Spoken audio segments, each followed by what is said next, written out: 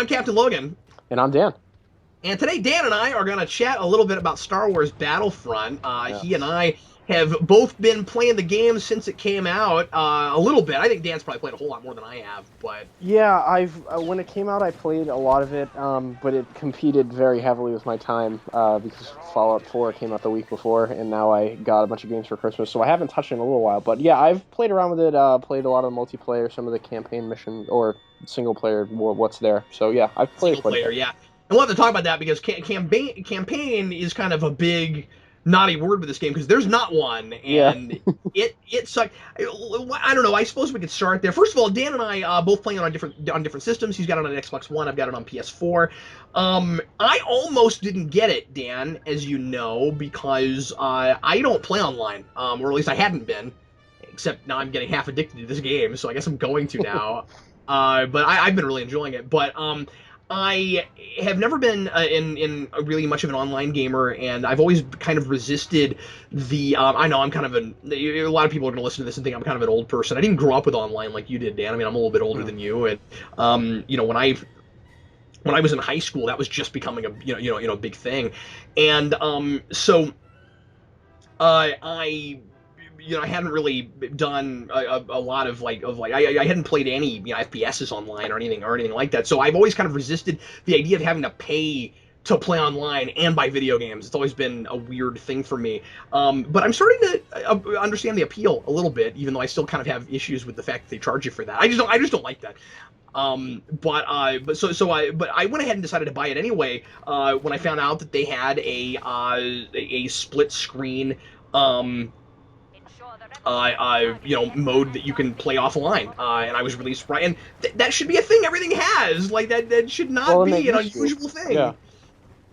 Yeah, I mean, the couch co-op local thing is being eliminated from a lot of games. Halo 5, that was a big contention with that game. It shipped, and it doesn't have any sort of split screen compatibility, which local Halo multiplayer used to be huge. Couch co-op with that game, but you know, it's going to, I guess the reason they eliminated it supposedly was because, one, it's hard to render the game twice on the same screen, the same console, because the games are so complicated now, and statistically a lot of people are just opting to do the online stuff now, I guess. I mean, that's, you know, what the official story is. I don't know if that's true, but, you know, who knows. Yeah, the theory, and I don't know how much stock to put into this, Dan, but the theory that I've heard from some people, and this is pure speculation, I'm sure, is that these companies can sell more copies if they force you to play online instead of with people. Of course, it drives console sales too if the people want to play the game badly enough with their friends. Yeah. So that's a thing, but I mean, like, I just miss video game parties. I kind of, miss, like, inviting people over and everybody plays the same game. You don't have that as much now because people, I guess, are just expected to all stay home and play with people they know instead of getting together now. Yeah, I mean, everybody could conceivably bring their consoles and their copy of the game into the same, like, basement and play on different TVs. Does anyone do that? Yeah, LAN parties are actually pretty good. Does that. Me and my friends used to do that in high school with when Halo Reach came out. We did that because...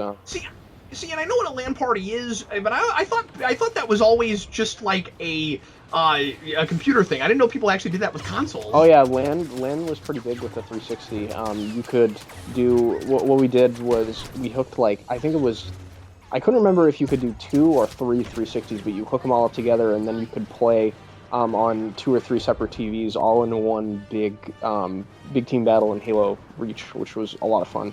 Oh, that's neat. Yeah, because just sitting in the room with people instead of talking with them over the mic, it's just so much cooler because you can just, rag on people when you kill them and things like that. It's fun. Well, and you probably have a lot less technical problems. Yeah. I mean, you're all there in a room, and you're not going to have as many issues with connections, I'm sure. Yeah, and exactly. Mics flaking out, and your lag time, and all that kind of stuff. Yeah, and everyone can sit around and eat pizza, and if they don't have the controller at the time, they can watch. It's a pretty good time if you have enough consoles to do it. I think I guess they're capable of doing that too. I guess the nice thing about doing it that way, well, and at the very least, I mean, I guess you could. I guess there would be nothing really stopping you from putting a bunch of consoles in the same room and just doing it online like you would anyway. Right. Exactly. Yeah.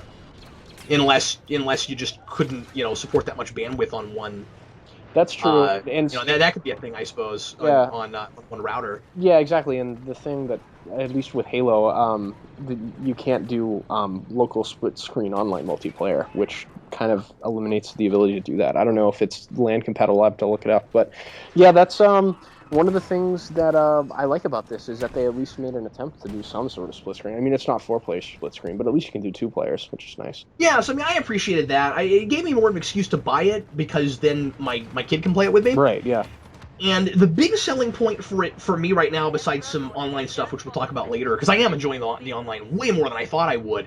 That sounds silly to a lot of people, I'm sure, because obviously the reason you buy it is for the online, especially because it doesn't have a campaign. But I do like that you can play with bots, and some of that is fun. But I'm finding it's a lot more fun to play with people online, so I've been doing that. Definitely.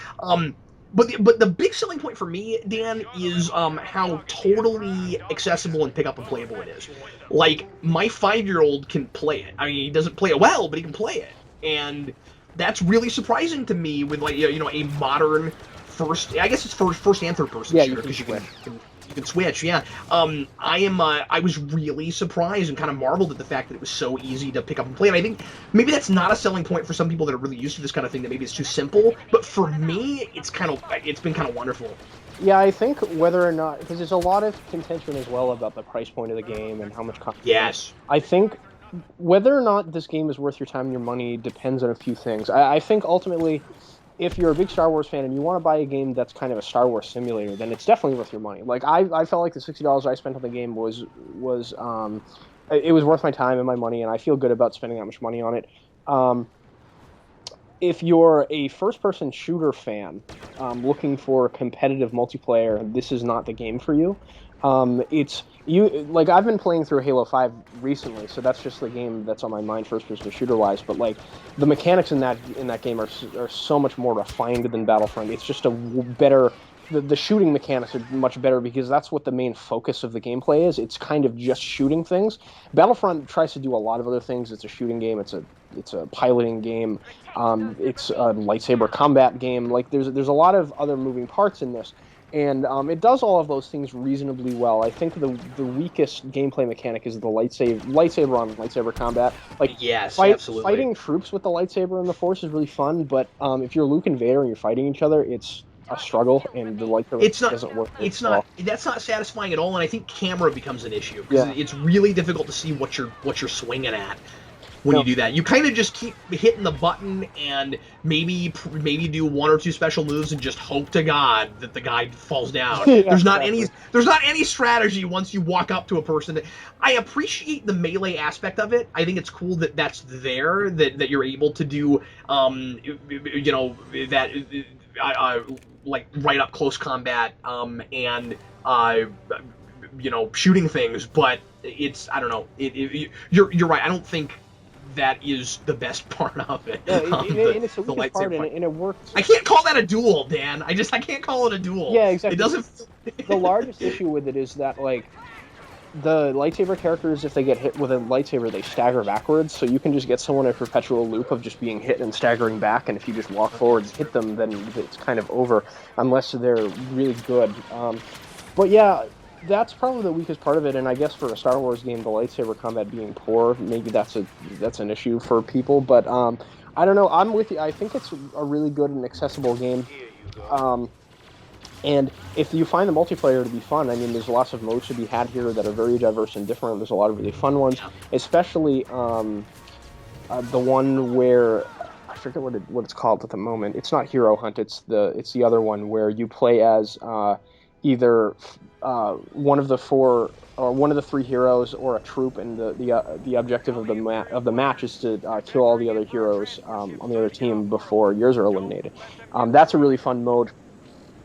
Just because you get to see someone play as the hero every round, and you get to play as them a whole lot. So it's kind of the ultimate Star Wars fantasy played out, and you get to play online with your friends. It's really fun. Though the thing about it that I hear a lot of people complain about too is the lack of content. And honestly, compared to any other first-person shooter package, I mean, it is kind of lacking. There's not a lot of weapons in the game. There's the maps are large and expansive, and they're kind of divided up when you go into smaller matches into like different areas that you're confined within. So, I mean, depending on what mode you're playing, there's kind of a variety of maps, but I think it's a little bit sparse on content in that regard, I have to say. Yeah, I totally agree with that. I was very surprised by the lack of arenas, and like they get more expansive depending on what mode you're playing. Right. Like there were a couple that I thought were a lot smaller than I realized they were when I played them in a different mode, where it just depends on like when you're playing versus bots. There's or maybe it just depends on the mode, but like I'm trying to remember which place it was. I think it was Solust maybe, where like it was a lot bigger in another mode I played multiplayer. Like, oh wow, this like keeps going. Okay. Yeah, the way that the maps work is it's kind of one big area that's divided up into 4 quadrants, and you get to play however many of the quadrants of the map are applicable to the mode you're playing. So if you play like a small team deathmatch, which is called Blast in this, which is I think 8-on-8, you get like to play in one quadrant, and it rotates between the 4 quadrants of the 4, now 5 planets, because Jakku just got added. But then if you play like Walker Assault or the one where you're capturing command posts, I forget what that mode is called at the moment, but if you're playing those, then you get the access to the full map, which is cool. How the maps are really well designed because they were able to get a lot of versatility in modes just with those 4 maps. Really, it's kind of clever design. Maybe it's a product of them not having enough time to develop the maps, more maps or whatever, and we're going to get DLC down the line. It's going to be interesting to see what the quality of the DLC is like and how much content is there. Especially considering how much they charged for the season pass in the first place. Because I didn't get that. I don't know if you did. I don't know how much more they put there as far as arenas go. I don't think they've announced a substantial amount of information as to what's going to be in the DLC packs. I know they said they're going to add 4 new heroes.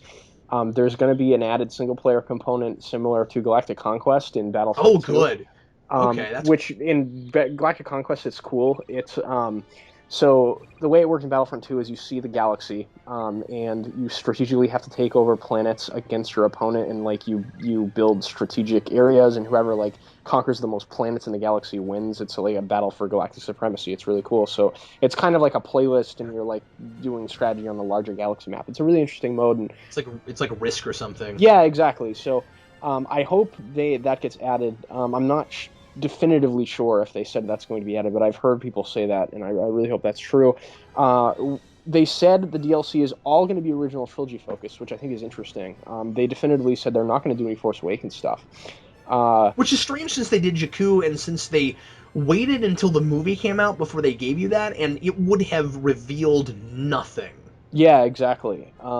Yeah, like what was stopping them from putting that? I mean, I realize how hush-hush they were about that movie, but it's basically, oh look, there's a bunch of walkers and ships that have been downed, and it's a desert area. Yeah, exactly. Okay, the game doesn't have any narrative component whatsoever, so I don't know what you'll be able to find out about the story of the movie based on playing that map, other than the fact that it's a desert planet, which we already... Yeah, that's it, which we knew already, because that was the first image we had, was of that planet, and everybody thought it was Tatooine, because it looks a lot like Tatooine. Yeah, exactly. Yeah, so I guess all you would know is, oh look, there's walkers that are downed. Okay. yeah, it's kind of strange. But yeah, it's going to be interesting to see how substantial those packs are. I'm probably going to end up buying the season pass because I want to get all the DLC for it eventually. And I didn't realize none of it was out yet. Like when you said DLC, I thought you meant like later DLC. I thought the season pass was out already because they were already charging for it. The way the season pass works is you buy the season pass is they give you all the DLC that comes out during the game's like lifespan for $50. So, yeah, and I knew that because I know that like Arkham Knight was like that, but there was immediately stuff for it. Well, yeah, they haven't done. And I'm surprised this isn't like that. Different. The only DLC they've put out for Battlefront so far is the Jakku thing. That's it. And they haven't even announced a date for the first DLC pack and what it is. So it'll be interesting to see. Which is weird because the big complaint has been, as you were alluding to earlier, Dan, the game's not big enough and it feels like they're making you pay more for what should have been there in the first place, and we don't even have a date for when any of it's coming out. I mean, you can see why people are irritated about it. As you said, I didn't feel that way as much just because like having games that are even this expansive is still very new for me because of the games that I grew up with. I feel like there is, and I'm not saying that those people aren't valid in saying that, because I totally get why they're saying that. At the same time, I do feel like there has been this increasing problem of like we expect games to keep getting bigger and bigger and bigger for the same price, and there's people kind of take stuff for granted a little bit, I think. Oh, I agree. I mean, I was trying to look up information about that before we did the video, but it's not. I found out that it's not, unlike with movies, it's not public knowledge as to how much budgets are for video games, which I thought was kind of That's interesting. yeah. They're. I mean, I don't know if movies are supposed to legally disclose how much money they're spending, or if they just release it to the public anyway. But not all games really release how much money they spent on them, and I can see that people, looking at Battlefront of the big shooters that even, just games in general that were released around the holiday season, the big holiday releases. Like if you have an Xbox, you can get Halo, you can get Call of Duty, and you can get Call of Duty on PlayStation. You can get Destiny on both systems, which came out a while ago. But you can get Fallout 4, you can get Rise of the Tomb Raider. Those games, there's just much more to do in those. Like Fallout's not an online game, but that's a game you can spend like 1,000 hours, thousands of hours in. If you and again, not an FPS, but like even Arkham Knight is enormous. Yeah, exactly. And you could spend thousands of hours in Battlefront too. It just depends on how much you like the gameplay, and that's what I was alluding to earlier. Like, if you're looking for a really accessible Star Wars simulator, then yeah, I mean you could spend hours and hours and hours on this. It'll be worth your time and money. It's just a question of what kind of game you like to play. If you're looking for something really competitive, I wouldn't recommend buying this. I'd recommend buying Halo or Call of Duty or Rainbow Six Siege, something a little bit more like that. I think people were expecting it to be, because it was being developed by DICE, which is the Battlefield people, which is a little bit more of a competitive shooter. They were expecting this to be a really well-refined competitive shooter on top of everything else that it's trying to be, and that's just not the game that they made. I think for what the game is aiming to be, it's very well made. Yeah, and I understand why it's disappointing people, and I can see why people expected it to be something else. For me and for my money, I'm really appreciating it because it's kind of, in some ways, I think it's kind of an entry level, like modern day FPS and even very much so, yeah, third person shooter, where as I said earlier, it's a thing that's very intuitive. I mean, like, it's just really easy to pick up and immediately understand how to play and what you're supposed to do, and there's still plenty of strategy to it. Like, I'm not very good at it, so that, that tells me, even though I understand what everything does and the mechanics are very simple and easy to figure out right away, there's still plenty of, if you don't know how to be on a battlefield, you're gonna get killed. You know what I mean? Like, if you're not good at paintball, you're gonna die. I mean, right, exactly. I would make this comparison, which I think is kind of apt. This game is to games like Call of Duty and Halo what Mario Kart is to like the Forza or Gran Turismo games. Like they're very, like Mario Kart's a very arcadey entry-level racing game, and Forza and Gran Turismo are racing simulator games where, like, if you burn the clutch around one turn when you're using when you're driving a manual car in those games, you're done. Whereas Mario Kart, like, you slip on a banana peel, it's kind of fine. Like there's it's very easy and accessible to play, and it's different than those kind of games, but it's still fun. And it's also not realistic because you can drive a go-kart underwater. Yes. And I just can't imagine the sort of engine you would need for that to be possible. Right. No, Dan, no, and importantly, it's sort of like comparing genres of things. Nobody's making fun of any adults for spending hours and hours playing Mario Kart. No, definitely not. I love Mario Kart. I play those games all the time. And so it's almost an apples and oranges thing, except that yes, it is a matter of one of these is sort of easier to pick up and play, and some that are harder. But I would imagine that maybe if you have not played a lot of SPSs and you got good at this, that it would be a nice stepping stone to then get into something like Halo. Oh yeah, definitely. And I think DICE is really, and EA are hearing complaints that people are having, and they already said they're planning on making a second Battlefront game eventually, and it will probably include a more robust campaign. The gaming community has, at least on consoles, because multiplayer only games have been very common on PC for a long time. They just charge less. But the console community has been very vocal about how a lot of the games coming out recently with the multiplayer-only SKU they don't feel like they're worth their money. They want a robust single-player campaign, at least fair. attempt at it. Yeah. Me too, yeah. Well, and I think that having a thing like Star Wars that is based on a, story that doesn't have a story mode is just weird. Yeah, no, yeah, I think so too. And, it's going to be interesting to see what they do with the second game in that regard. I mean, I don't mean that it has to have like a really compelling character-driven story. I just mean to not have a linear, you go here and then here and then here for a thing based on story is really strange. Yeah, I mean, the way that the campaigns worked in the previous Battlefront games, at least what I remember in 2, I don't know if the 501st Legion is canon anymore, but the 501st Legion was Vader's Fist. They were the elite. They were the elite contingency of stormtroopers that Vader went around with, and were on his capital ship and stuff. They were Vader's like personal handpicked troops, and you follow their journey from the early Clone Wars. You storm the Jedi Temple with Anakin, do Order 66, and then you go start doing Imperial stuff after that. So it was kind of cool, like following one regiment of troops throughout the history of the Star Wars movies, and it might be a little bit harder with this since it's only the original trilogy, but I mean, you could conceivably do the same thing with the Rebels. And when you do the Horde mode, which is the single player kind of mission-y things in this, there's kind of glimpses at like little cutscenes that they do where the Rebels are like talking to each other and things like that. Like it gives you glimpses into what it could have been, and I don't know, it's a little bittersweet watching those things because the game's so beautiful. That's one of the things I wanted to mention. We need to talk about that. Well, and I wondered if that might have had something to do with why they decided not to have so many areas. Is just that it's so graphically intensive, and yet that didn't. Like I keep comparing this, but that didn't stop Arkham Knight.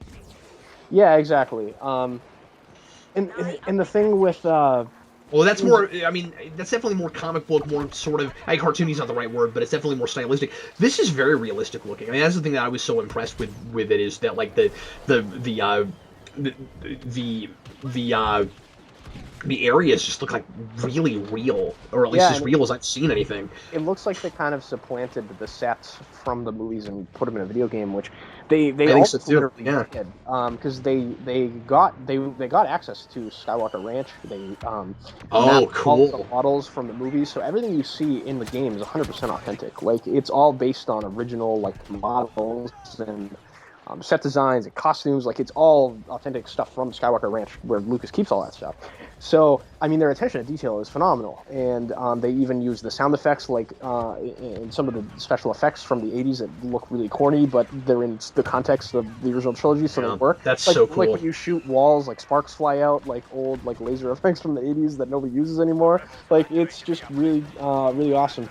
So I mean, I don't want to say that DICE was like lazy in making this game, and like the lack of content is DICE being lazy, because it probably took a lot to develop all that stuff. I mean, you look at a game like Fallout 4, a completely different game. It's a shooter, but it's an RPG and it's single player. Game doesn't look as good as Battlefront does, and that game it is really good.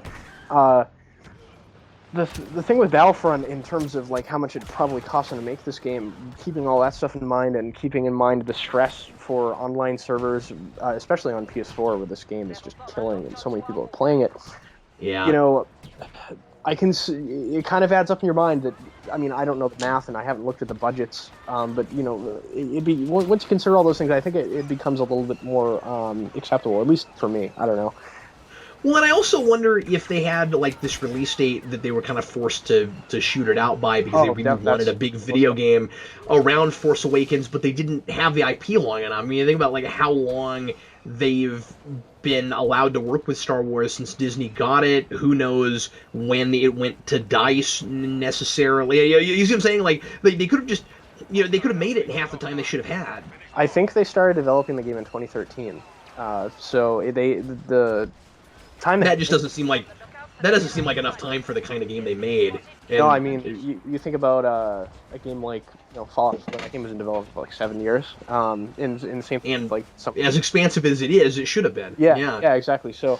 Remember, they kept pushing the release date back for Arkham Knight, and I'm glad they did, because it's a much better game because of it. Exactly. Regardless of what I might think of the story. Right.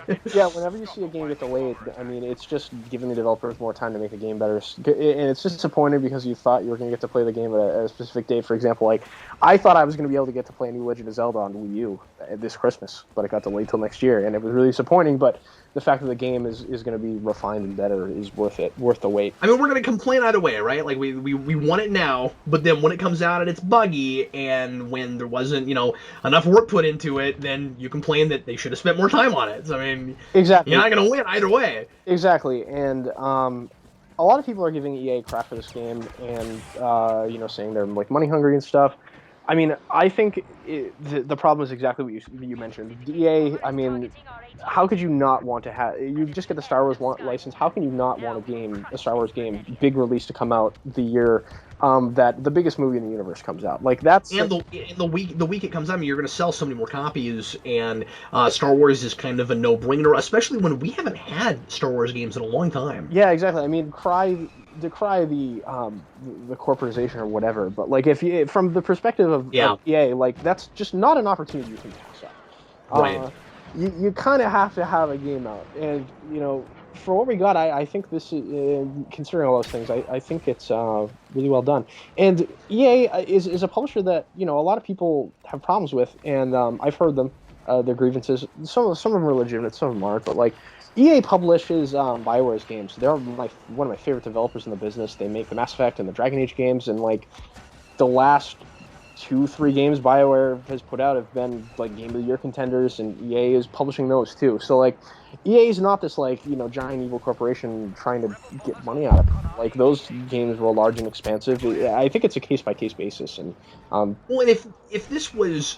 It sounds like this was a forced rush job, and that the people that were behind it were trying to make as great of a game as they could while they were being forced to rush it. So you can't say that it's like a lot of like crappy movie-based games. Like it is a movie-based game, but then it's like you can't say that it's a lot of like crappy movie-based games where it's like just put out some kind of formulaic, hardly playable, really broken schlock just to get as much money out of people as you can the day it comes out before anybody reviews it. They went to Skywalker Ranch and they used all the models and blueprints and stuff. People obviously made this that cared about it. Yeah, and did the best they could with the time allotted. So I mean, like maybe you can complain a little bit about the as you said the the commercialism, but the people involved were trying to make the best game they could. And like I said, I'm becoming half addicted to it. I'm surprised by how much variety is there given how few places you get to go and fight and explore. I don't know about you, Dan. I am surprisingly enjoying the space combat more than anything. I'm really surprised to say that, but I love it. In atmosphere combat. I'm sorry, it's not space combat, but the ship combat. The ship, yeah. I'm enjoying the crap out of it. I hate it every time because it's random whether or not you get to play when you play on multiplayer as the Rebels or the Empire. But I hate it every time I have to play as the Rebels because I always want to play as the Empire.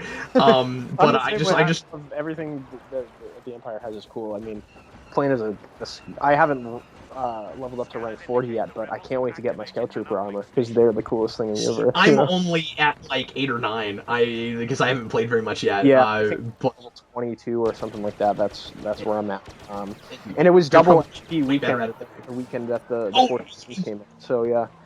And I think they had like free online last weekend, and I haven't bought online yet. So I played when it was free online to test it out and see if I liked it. And now I'm gonna buy online because I really at least for a month or two because I really enjoyed it. One thing that because I thought you'd appreciate this, Dan, if you hadn't noticed it. You probably have, but I'll bring it up anyway. One thing that I thought was really neat is that there's a thing that they did between the Rebel ships and the Empire ships that is very indicative of the philosophies of those two sides, and I thought it was really cool that they did this. Yeah, where your special moves are different between them, and when you play as the Empire, you have the ability to have a speed boost, but not shields. And when you play as the rebels, you have shields instead of a speed boost, and that's indicative of the priorities of the philosophies of each of these. I think it's really cool is that the Empire doesn't care about the people that they're using in their war. Everybody's expendable, so they don't care if the ship blows up. You can go faster so that you have more maneuverability and you can take out as many of the other side for the Empire. But the Rebellion cares about each person in the Rebellion, so you have shields. But that was really cool. Yeah, it's very indicative of the way the ships were designed in the movies too, because and maybe it's just true of Star Wars. Maybe I'm giving the game too much credit, but suddenly I saw this thing that felt kind of thematic to me, and I thought that was really neat. No, yeah, I think you're definitely onto something there, because the way the Empire conducts itself is supposed to be indicative of the Nazi blitzkrieg strategy of warfare, where it's just like you throw things at the pawns go first. Yeah, as fast as you can, like it's lightning warfare, and the Empire definitely did that in the movies, and the fact that they reflected on the game is just indicative of how much they cared about getting this license and working on it, right? Yeah, it's really cool. Yeah, I mean, other than the lightsaber combat, like there's one other thing I want to mention that I think is a negative besides the kind of bare bones nature of it and the lightsaber on lightsaber combat. Everything else is pretty much phenomenal. I feel like we've come off as maybe a little bit negative than I wanted to, but it's hard to. I guess I didn't know how to come at this without responding to the criticism. Exactly. Talking about what we agree with it, but as I said, I also wanted to lead with, but I'm addicted to it. Right. Yeah, it's really fun. And I think the game's very well balanced too. Like all the weapons. I find it very relaxing. Like it's a thing that I keep playing when I want to take a break from work. Yeah, exactly. DICE did a really good job of balancing all the weapons in the game, making them all feel useful and differently useful in different situations. Like my favorite gun is the standard issue Stormtrooper blaster rifle, but I also like that you can use some of the hero characters' weapons. They're just a little bit depowered. Like you can use Boba Fett's rifle. Oh, you can I didn't realize that. Blaster.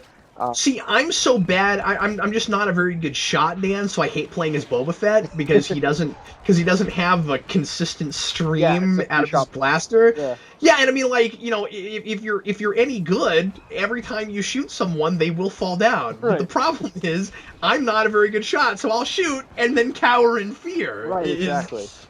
So all of the guns that the troops can use, I think, are differently useful and balanced, and even though there's not a wide variety, I think DICE did a really good job at making those and making them feel unique, like and using the sound effects and all that stuff. They're really cool. The heroes, I think, are a little bit on. That's the only thing that has a balance issue. If you're a good shot, Boba Fett is clearly the superior one of all heroes. Like, his ability is so good. He can fly and nobody can get to him. Exactly. I mean, and like I'm surprised by how liberal of an amount of time you have to use that jetpack. Yeah, it's crazy, isn't it? But one thing I don't like about that is that the control scheme changes, because every time I want to aim, I find myself flying. Like, yeah, you just you click the thumbstick. Yeah, I mean, I know how to do it. I just keep forgetting because well, you're playing, you know, you're playing the like hero versus villain mode, which you brought up earlier. That's my favorite mode by far. Yeah, it's really fun. I've been playing that like crazy. I also think it's really cool that, you know, you're playing online, and when you get killed as a hero or a villain, which, I mean, it's very hard to stay alive because everybody's after you. I mean, the whole point of it, if you've not played it, the whole point of it is, if you're a stormtrooper or just a generic rebel, you're supposed to try to keep your heroes on whichever side you are alive. And if you're a hero, you have to stay alive, but also try to take people out. Well, once you get killed, you still get to play as one of the stormtroopers or the rebels. I really appreciate that you get to keep playing, and then you can still rank, you work on ranking up and build up your points and stuff, and kills, and all your kills still count. So I mean, that's all really fun. But I brought that up for a reason, and I'm trying to remember what it was. But like I said, that's my favorite mode. Oh yeah, it's really fun. And what were we talking about? You were talking about I was talking about the balance of the. Yeah. I still can't remember why I brought that mode up. Anyway, sorry, go ahead. Yeah, I mean, Boba Fett is clearly the most versatile and most powerful one of all of them. But I've seen people do really well with all of them, and I think I like that each of the heroes have a specific purpose. Like one of them is the tanky melee person, one of them is the range one, and then one is the support hero where they can deal out health points and summon shields and things like that. Specifically with Leia and Palpatine. Leia, cool. Yeah. One of my least favorite things about the game, and this is admittedly rather small, I mean, it's not a deal breaker or anything, the hero voice acting ranges from okay to completely terrible. Like, Luke Skywalker... I've heard people complain about the music, too, and I don't understand that. I don't get it either. I think... Yeah. Like, I've heard people say that the original music that they wrote for it is nearly unbearable, and I don't have a problem with it. I don't agree with that. Yeah, I know, me too. But I am with you with the voices. Real quick, I'll run through a couple and ask you what you think of them. Leia just sounds like some girl. I think Leia actually sounds decently like Carrie Fisher. The one that sticks out in my mind as being the worst is Luke. Like, he does not sound anything like Mark Hamill. No. It's pretty bad. The Emperor's okay, but like anybody can do that voice. Like... Exactly.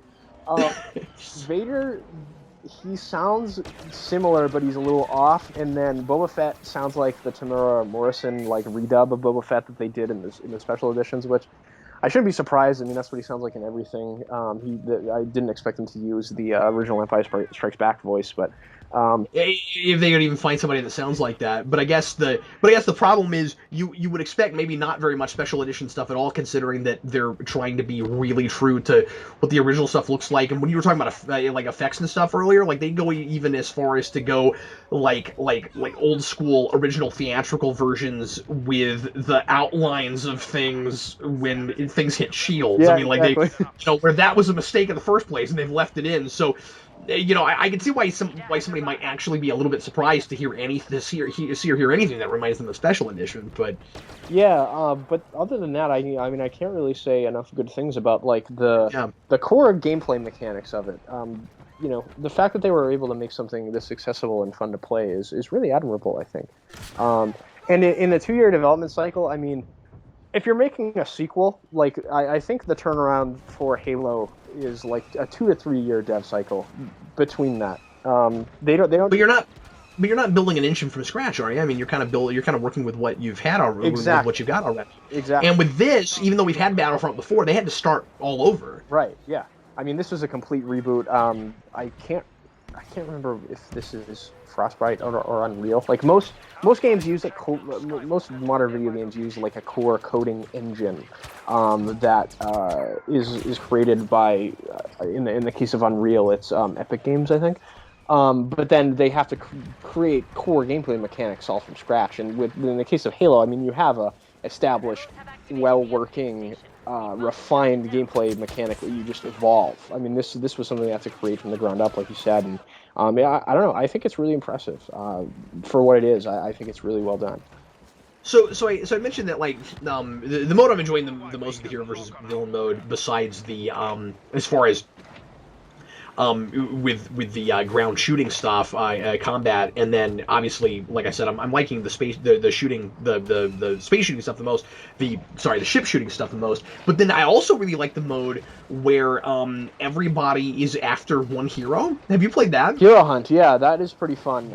That one's fun. And then you become the hero, and then you're like, how long can I stay alive? And yeah, it's super fun. It's like tag. It's like as soon as you feel it's really fun to get to be the hero because you feel rewarded because you only become the hero if you kill the hero. So like I said, it's kind of like tag. So I don't know, that's fun. Yeah, it is really fun. The one frustrating thing I found about that mode is if like someone's really good as the hero, is specifically if they choose Boba Fett, they just kill the other team over and over and over and over and over and over and over again.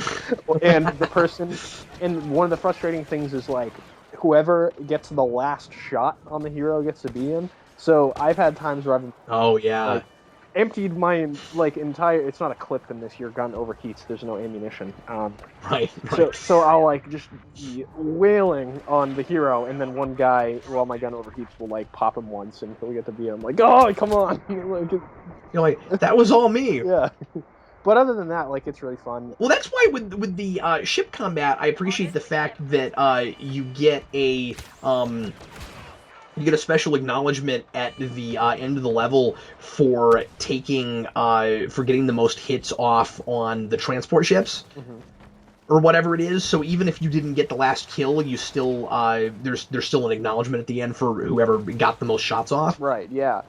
I think in terms of modes, the ones we mentioned earlier are the most fun. But the modes I think that feel the most like a Star Wars battle, these are still really fun too. But are the ones where you get to play in the big maps, like specifically Walker Assault, Yeah. the one where you capture command posts, and the one I forget what it's called, but it was added with the Jakku DLC. And of course, those are also the most involved ones. Yeah, exactly. And the cool thing about Walker Assault and the Battle of Jakku is they really do sort of replicate their respective battles, specifically Hoth and the Battle of Jakku. Like I should say, what the Battle of Jakku is supposed to be, I guess, because we've never seen it or anything. But Walker Assault is cool because the Imperials have the outstanding advantage. Like it's difficult for the Rebels to win a game of that. Like it's still fun to play even you'll lose because you can go around and like shoot people and do your best. But the Battle of Jakku is cool because the situation is reversed in that case. Like the Rebels have the overwhelming advantage, and the Empire is kind of like the underdog, and it's cool. A great point. Yeah, it's sort of like a historical battle reenactment. Exactly. Like a Civil War reenactment, or like we're gonna do some classic battle where who loses, and if you're on the losing side, you can't possibly win, but it's fun to try and fun to like relive that experience. And maybe that's the thing that makes it not having a campaign mode like a little bit more okay, where at least you're playing like these moments. Yeah, exactly. That's kind of what the game is all about. It's just like those iconic Star Wars moments and playing through them, and it does all of that stuff really, really well. It's like I guess the thing I was saying, it's like if you're gonna play the Alamo, like you're not gonna win if you're yeah, exactly. Like they're not gonna have a Revolutionary War reenactment where the British win. Right, yeah. So that all that stuff's really cool. I want to speculate a little bit with you about the DLC because I was thinking about this a little bit when they announced that they were going to only do original trilogy stuff. What else is there? And they're going to add 4 new heroes. You could do the Battle of Yavin, which is the battle that's taking place on the jungle planet, while the Death Star is, stuff is happening. So you could do that.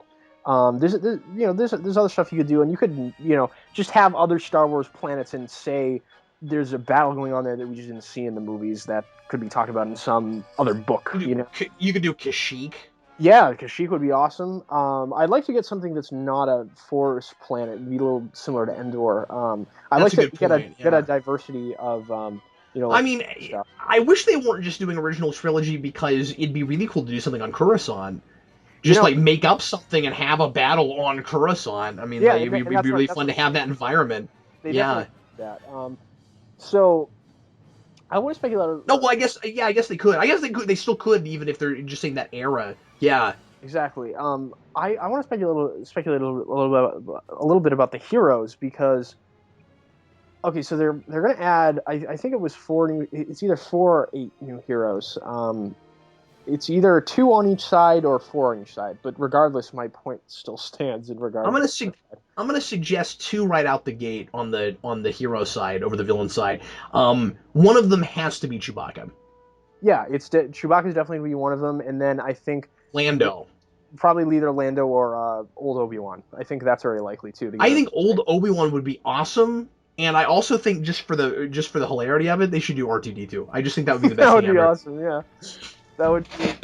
So ideally, I'd love to be able to play as all 3 of those characters, but I think you're right. Chewbacca is definitely a shoo-in. But with the dark side, who else do you choose besides Tarkin? And who's going to want Tarkin? Bosk? Yeah, you could do some of the other bounty hunters. That's true. You could do some other bounty hunters. And I said that as a joke, but it might not be a joke. You could be a generic sand person. Yeah, that'd be strange. Imagine if they just right in the middle of the level, and they should add taunts, so that right in the middle of the level you just go that would be... raise your gun. Well, you can do that. I forget which button it is. Oh, really? On the controller. But yeah, you can you press I think it's a button. It's down on the D-pad or something, and the hero will say like something related to the lines of dialogue and things like that. It's cool. See, putting Boba Fett, on the dark side, which obviously, that makes sense, but he's a bounty hunter and just out for himself, so he's obviously not like a Sith or actually, the dark side. I I would imagine it's going to be another bounty hunter or something like that because there's not any other Force users. I mean, there's just nothing else. Yeah, exactly. I mean, there's nothing else. You could do like Starkiller from the Force Unleashed games, but I doubt they'd put him in there. Yeah, it's probably just going to be stuff that exists in the movies and in the movie strictly, I would assume. And I can't imagine like what abilities you'd give Grand Moff Tarkin. You know, like. And the thing is, Tarkin wasn't an action hero. He stood around and gave orders. Yeah, exactly. He's just. It'd be really funny if that's what you did. Go over there, robust. You go over there. Can we speculate for a minute about the ship battles? Yeah, sure. They didn't put space in the initial release. I don't think we should rule out the potential for doing it in DLC.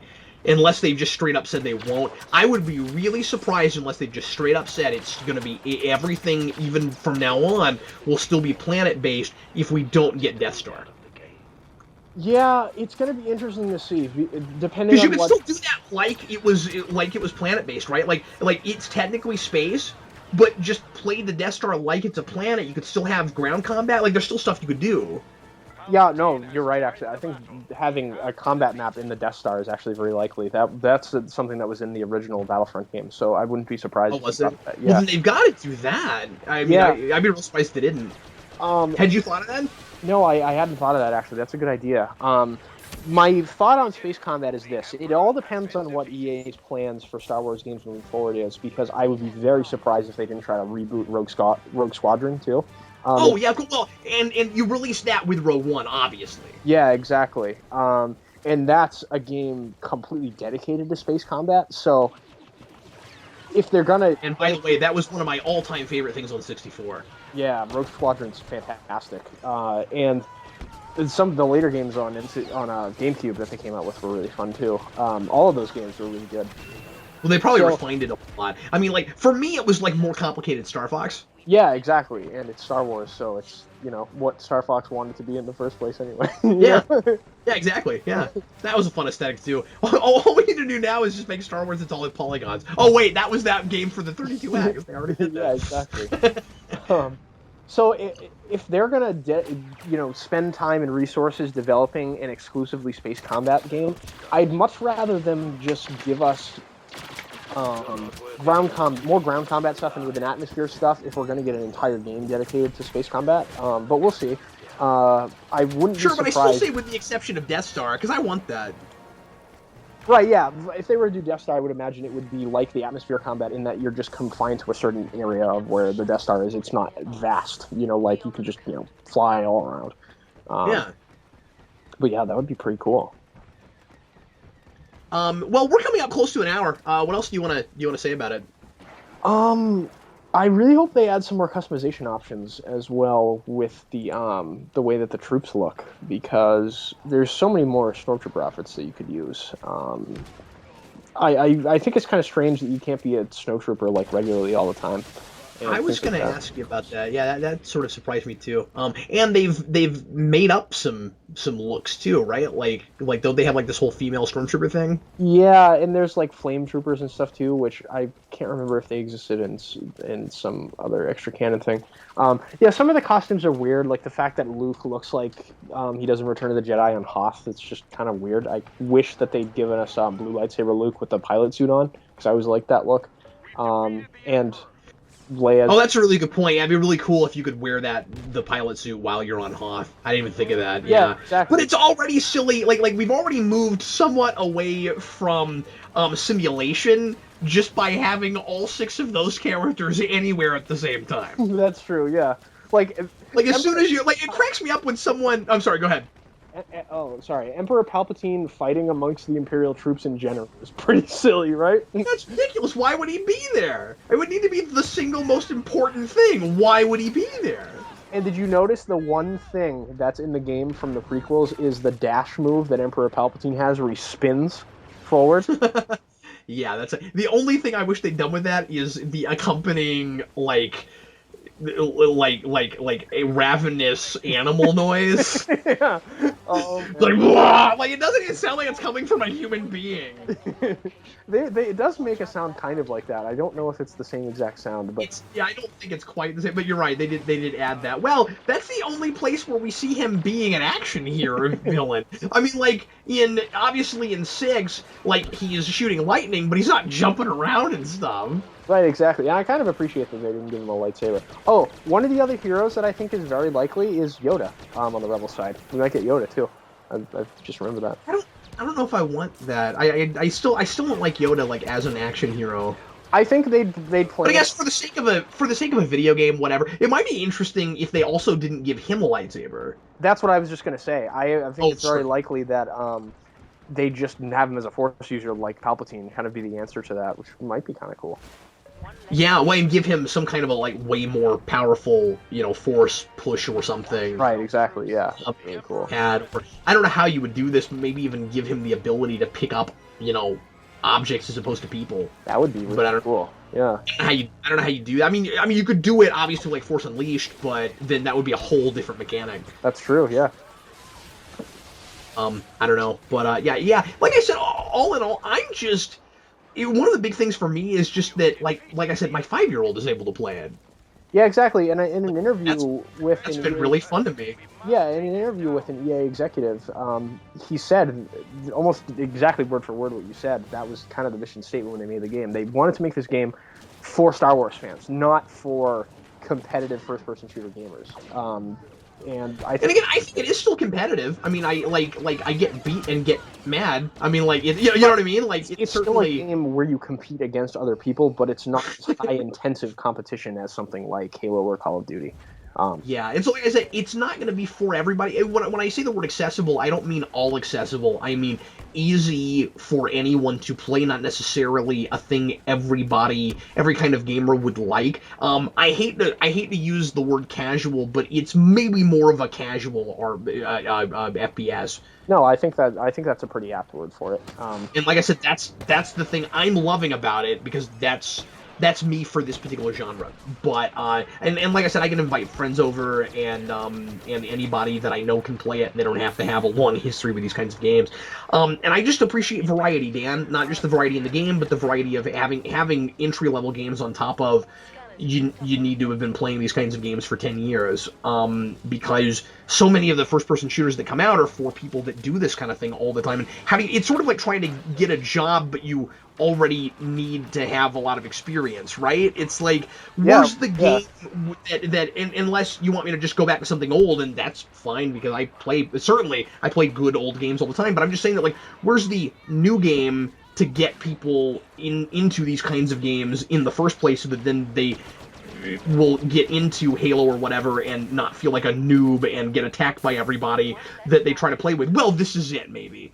Yeah, exactly. I mean, let me tell you, I played Halo 5's multiplayer for the first time a little bit today. I played a couple of matches, and I haven't played Halo in years, and I was getting my butt whooped.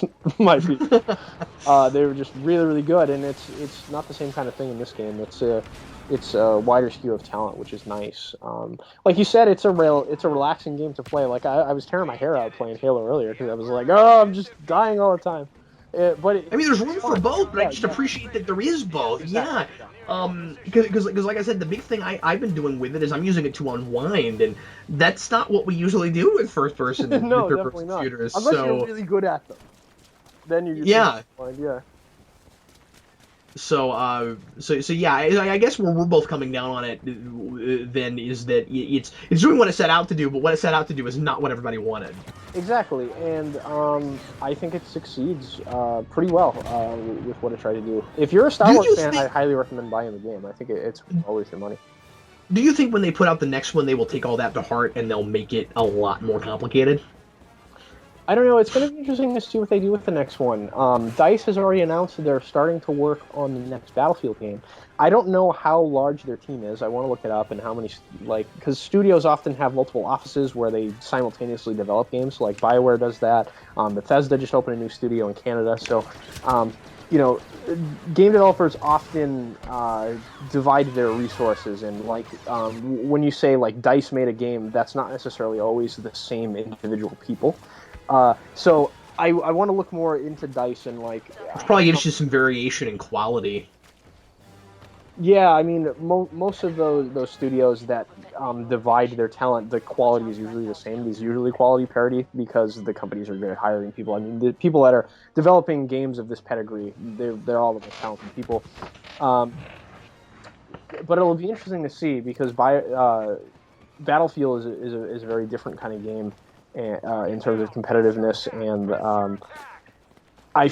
the game is not selling as much as some of the retailers like GameStop had initially thought. Like I think GameStop said that they weren't shipping as many copies of it, but EA is saying GameStop obviously isn't accounting for digital sales, and if you look at the digital sales, that they're still, presumably going to ship and sell 13 million units uh, by the middle of 2016, I think they said. Oh, wow. Which is a lot. But I don't know how he is going to react. We'll see. I think if anything, for the next Battlefront game, you'll get just a more robust package, something with a single player campaign and more maps and things. You have to expect that a lot of people playing a game that is primarily meant to just be played online would be downloading it as opposed to buying the disc. Exactly, yeah. You gotta have a lot of people doing that. I mean, like, I'm a little old-fashioned. I prefer to have it on my shelf just to remember what the heck I have, partly. But yeah, I mean, like, and that's part of the reason that I wasn't sure if I was going to buy it in the first place, because I didn't want to buy a game, especially a physical game, and then 6 months later there's no reason to play it because nobody's playing it. And when I saw that it had split screen, I was like, well, even if nobody's playing it online, years down the road, I might still play it split screen with somebody like I would 007 back on the 64. Right. But yeah, yes, you have to count for the online sales. I would assume that it would be 30 to 40% to half your sales. Yeah, exactly. And I don't know what the exact numbers are, obviously. Who knows? Yeah. Because it's not public knowledge. I wish it was. I'd love to know these things. Like, even Microsoft and Sony have been trepidatious about putting out their console sales, other than saying both of them are outpacing the sales of the 360 and the PS2 at this point in their life cycle, which is nuts. So that is nuts. Yeah. Especially with the library that PS2 had. Yeah. And the library that PS4 does not have yet. Exactly. That's another large discussion that we should maybe have sometime, because I think it's interesting. Sure. No, I have been really surprised and impressed that PlayStation 4 is doing as well as it is. And I think maybe some of that is just people.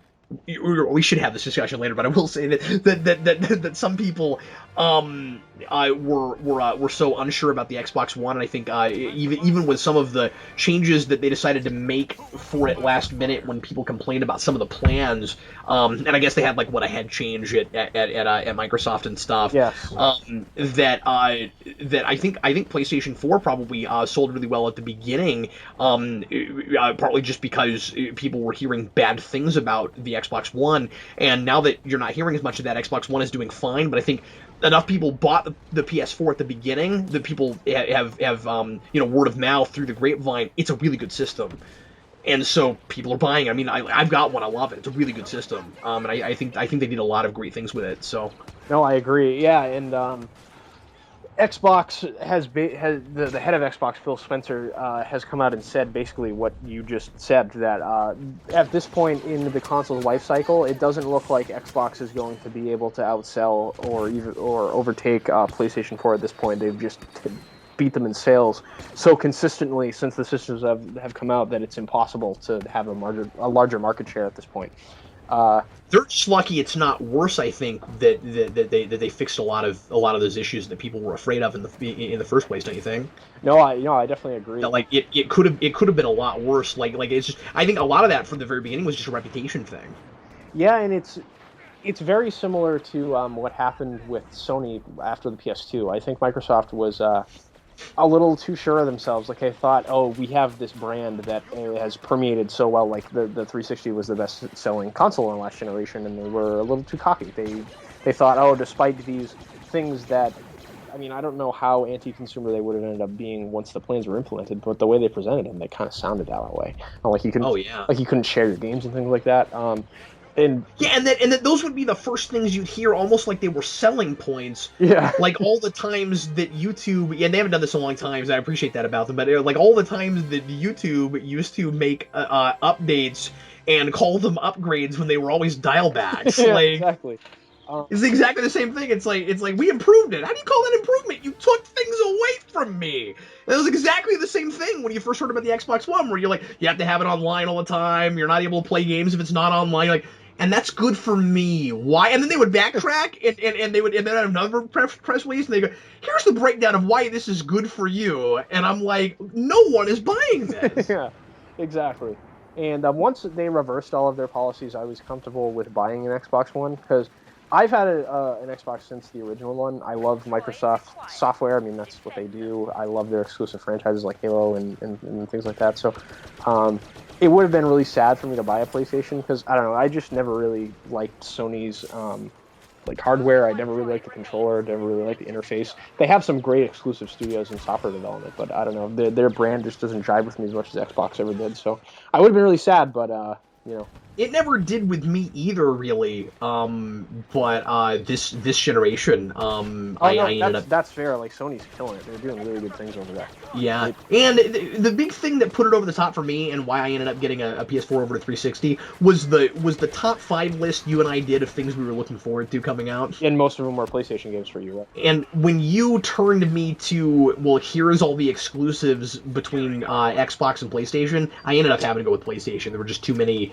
exclusive things that look really interesting. Yeah. And so far, I've only bought things that cross, but eventually there's going to be some things that come out that don't, that I'll end up wanting to get. I mean, there are some exclusives to 360 or to Xbox One that I wish I could get, but not nearly as many.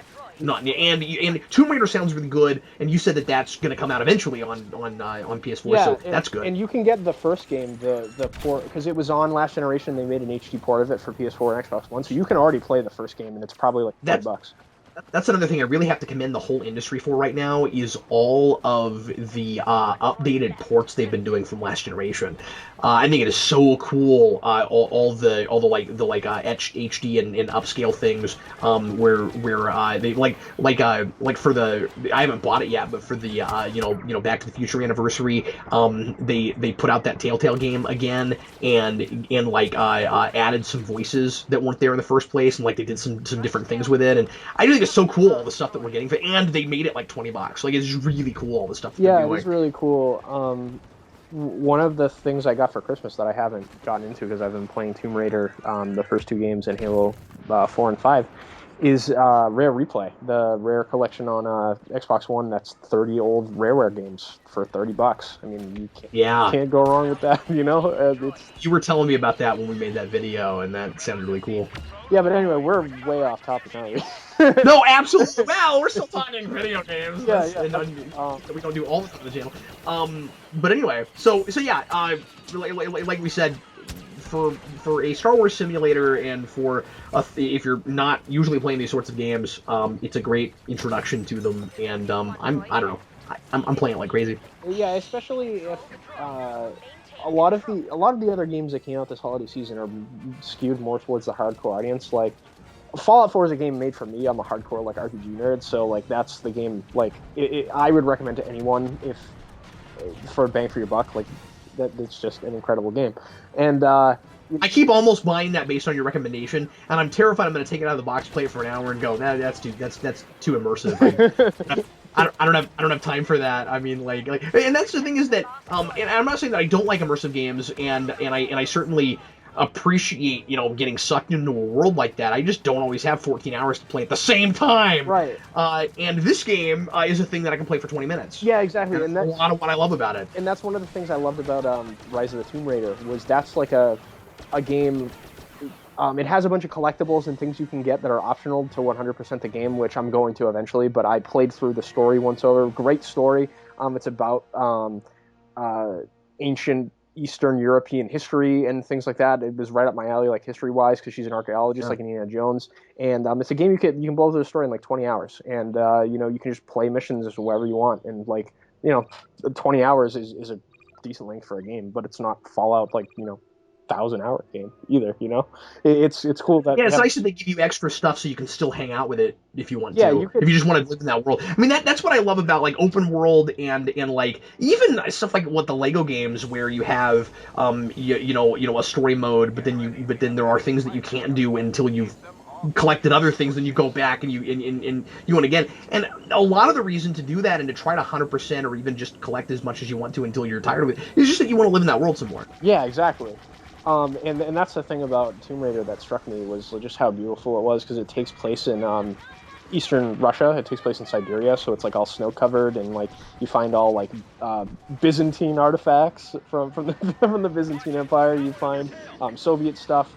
You find things from like all eras of Eastern European history, and it's really cool. Is a lot of it like really period accurate and like historically accurate? You find like one of the collectible categories is ancient artifacts. So you can find like a Byzantine like warrior sword. I found like Soviet stuff. You can find like recordings of people from back in history and like scrolls reading about like their perspectives because the story is it's kind of like Indiana Jones, where there's like a conspiracy that goes like all throughout back to ancient history that you have to uncover. That's so cool. Yeah. Don't you think the biggest coup ever would be, not ever, but don't you think a great coup would be if you had the Tomb Raider versus Indiana Jones game? That would be awesome. And like that should be a thing there too, because the Uncharted games. Oh yes, of course. You're one of the games I highly recommend you buying for your PlayStation 4 is the Uncharted collection. It's a port. Isn't that 1, 2, 3, or is it? It's 1, 2, 3. Yeah.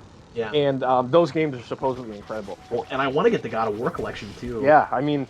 Was that a collection, or was it a new God of War game? I forget. I think it was a collection. I thought so too. Yeah, but I'm not sure. I haven't really played through any of the God of War games, to be honest with you, because I love them, and I think I mean, like that's been a big staple for PlayStation. I love that they keep digitally remastering those and putting them out again because it's so cool. They're great, and you want to be able to keep playing. I mean, obviously, I've got my old systems, but when they put out a new one and then you didn't get the one from the previous generation, it's nice to be able to do that. Because I don't have a PS3 right now.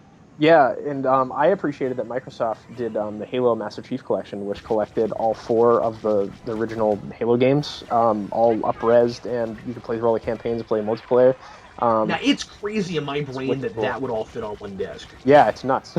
It's crazy. I can't get my mind around that, because it's not like that was all, like, 2-3 generations ago. Yeah, exactly. Like, that's wild. Yeah, it's really great, because I for whatever reason missed Halo 4 when it was on the 360. That was kind of at the end of the system's life cycle. It's like I was playing other things, so I got to play through that, and I don't know, I'm just loving all these collections. I mean, a lot of people don't like the HD collection things because they're like, oh, it's just companies charging us for backwards compatibility, because they're like, oh, games from last generation that I have on the 360 that I want to play, I have to buy the up-res version instead of just putting the 360 or PS3 disc in. But both systems have now announced they're going to add some sort of backwards compatibility, and Xbox One already has some games that are compatible. I guess I can understand that complaint. The thing for me, though, is that not everybody does this. Not everybody has a house and has the room for this like I do, but I mean, I keep all my systems. Right. Yeah. So, like, I don't need backwards compatibility. I like to play games on the system that they were out in the first place when I can, but then at the same time, you know, if I'm missing a system, or if just, you know, I think upgrading and upscaling video games is okay in a way that I have a problem with it sometimes with movies. You know what I mean? Where sometimes there's good reasons to do that, and like you know, I like to see what people come up with. Where like, you know, go back to the day. Like, I enjoyed playing Mario All-Stars, even though I also went back to the old Mario games, where you know the 16-bit treatment was neat to see. So the new generation treatment of an old generation game can be neat to see. Oh, it's very cool. Like, especially when I was playing a little bit of the Halo 2 campaign on the Master Chief Collection disc. I mean, Halo 2 is one of the best first-person shooter campaigns ever made. Like, it's amazing. I love that game. And just seeing, like, the original Xbox graphics upgraded to, you know, Xbox One quality, it's crazy awesome, you know? It's again, I mean, as long as you're not supplanting it and taking the history away where people can't see where we came from, I think it's great. And that's one of the cool things about the Master Chief Collection. You can switch the graphics on and off between the original and the up-res with a touch of a button. See, that's wonderful, and that's those people having reverence for where they came from and really cool. what was there in the first place. No, it's great. Well, this has nothing to do with Star Wars. Yeah. Everybody, thanks as always for listening. We sure appreciate it. Dan, thanks for talking to me about Battlefront, buddy. No problem. Just talking about video games in general, I love doing. We should do it more often. because it's fun. We really should, because you're probably the biggest gamer we've got on the channel. Well, next to maybe you and Steve kind of fight for that title. Yeah, Steve plays a lot of games. He was talking to me recently. He was thinking about buying Battlefront, and he has a PlayStation, so you guys can probably play together. Oh, good, because I don't have anybody to play it with that I actually know. I'm just playing it with random people online. Yeah.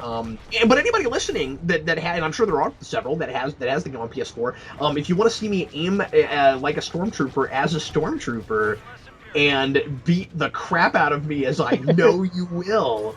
Unless you're like 6 or 8, and if you are a 6 or 8, please also definitely send me a personal message and give me your gamer name so that I can beat you up, because that's probably the only way that I have a prayer. But I'd love to play with some of the viewers.